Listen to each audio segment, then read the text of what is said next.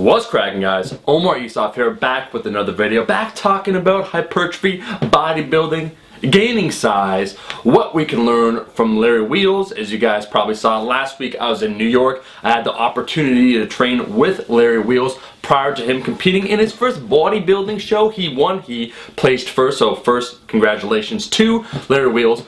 I think this is an important topic, however, because the more we dive into hypertrophy, talking about muscle building, the more you'll see that at the extreme levels, or when you get to that intermediate advanced stage, how it differentiates from training for strength, or purely for strength, wanting to get stronger. And I use Larry as an example. I'm also, for those that are going to say, yo bro, you're talking about untested lifters, what about us natties? I'm also going to reference Brad Schoenfeld. We got an upcoming video, the hypertrophy expert, talking about the mind-muscle connection. So there's a lot of different ways to attack this.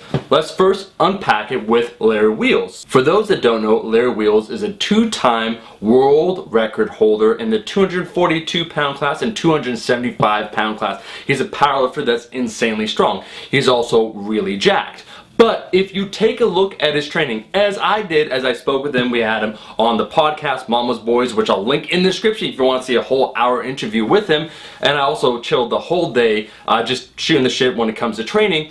You'll tend to notice that his training when it comes for his bodybuilding show, when it comes time to prepare for that bodybuilding show, is markedly different than when he trains for powerlifting, when he trains for strength. And I've been a huge advocate of this before, power building, where I talked about it, building size and strength at the same time. And I think that's a huge foundation for most people. You will build size and strength. But if you want to get maximally jacked, if you want to get maximally strong, you need to focus on one or the other. So for Larry, when he's preparing for the bodybuilding show, his training is completely different. I believe he was training 2 times in that day. His sessions, the rep ranges were higher reps, where he went for a lot of AMRAPs, which is different than if he was training it purely for strength. So the entire approach is different. And I made an entire video on this for naturals before. I'll link it in the description. I think it's from 2 weeks ago, 10 laws of hypertrophy. If you really want to maximize hypertrophy, what you need to do. So I'll link that in the description.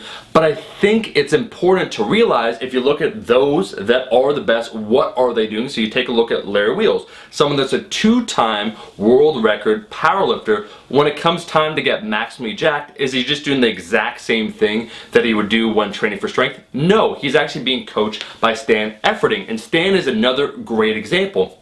Stan is someone that dabbled in bodybuilding, did a lot of bodybuilding, competed in bodybuilding successfully, then transitioned over to powerlifting, I think with the help of Mark Bell, and his training once again changed while he was doing powerlifting. So you take a look at those at the top, and what can we learn from? What can we learn from a guy like Larry Wheels? Well, if you have a goal, if you have one pursuit you care about more than the other, maybe comment in the comment section below, are you more strength guy, you're more hypertrophy guy? Then you need to focus more on that training style. For hypertrophy, this means more total volume. Volume is that key driver for hypertrophy. Your overall intensity will probably be lower. And as Larry Wheels did, trying to fit in all that volume, frequency, manipulating it, so training maybe twice in a day or training more days and spreading out that volume, is a good way to get that extra volume work in, total volume.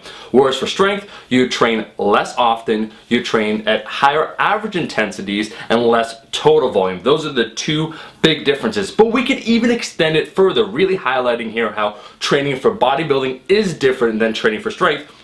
I had on the channel, there's an upcoming podcast once again with him, Dr. Brad Schoenfeld, the man himself, a guy I highly respect because he keeps it legit. He has over 150 papers, I think roughly, research papers on hypertrophy, nutrition, and other training topics. You'll see in an upcoming video, I'm not going to leak all of it, but basically in a latest bit of research that he did, I think over the last 6 months, he was taking a look at that mind-muscle connection, whether or not it actually exists, and how to best maximize this effect if it truly does occur. And you'll see that those that care about strength, how you approach the lift. So let's say you're doing the bench press, you want to lift that weight as fast as possible because you're trying to lift the most amount of weight.